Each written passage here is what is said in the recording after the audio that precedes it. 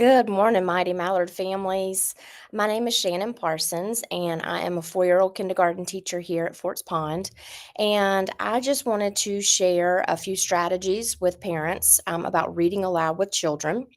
Um, there was a landmark study um, called Becoming a Nation of Readers, and that study found that the single most important activity for building knowledge for the eventual success of children in reading is being read aloud to.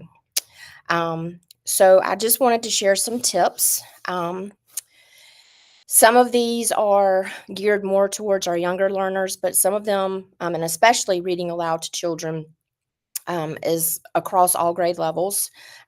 Even fifth graders still enjoy being read to, and it's still something important to do with them. But one of the things that you can do is talk about the parts of the book: the front cover, the back cover, the spine. Talking about the author and the illustrator, what those jobs mean. Um, Use books to make predictions. Think about what do you think is going to happen next. Also, especially for our younger readers, talking about the spaces in between words, counting the words on a page and the number of letters in words. Um, let's see, having them notice where to begin reading on a page, that we always start on the left and move to the right. And then there's something called a return sweep, and that means that they know when they come to the end of that first line that they drop down to the next line, back to the left, and keep going across again. Um, Turning pages in a book is really important for our younger children, um, knowing that we turn only one page at a time.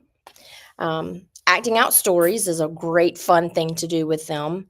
Sequencing the characters in a story or the events that have happened in a story helps with their recall. And then also noticing punctuation, like periods, exclamation points, and question marks, and how those different punctuation marks change what your voice does in your reading. I hope some of these are helpful and things that you feel like you can do at home. I hope you have a great day. Thanks so much.